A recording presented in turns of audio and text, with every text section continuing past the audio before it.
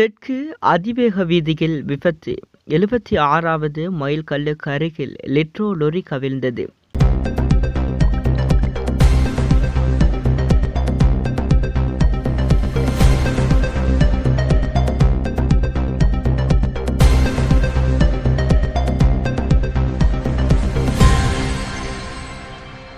போக்குவரத்து பாதிப்பு.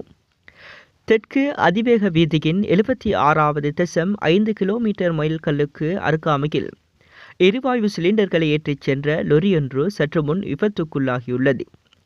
பத்தேகம மற்றும் குருந்துகஹ ஆகிய பகுதிகளுக்கு இடையே கொழும்பு நோக்கி பயணிக்கும் பாதையில் நுகே தோட்டா விகாரைக்கு அருகிலேயே இவ்விபத்து இடம்பெற்றுள்ளது.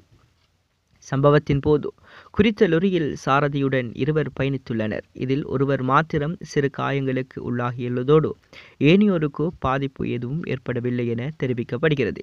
தற்போது விபத்துக்குள்ளான வாகனத்தை அகற்றும் பணிகள் முன்னெடுக்கப்பட்டு வருவதுடன் அதிவேக வீதியின் போக்குவரத்து குறித்த பகுதியில் சற்று பாதிக்கப்பட்டுள்ளது.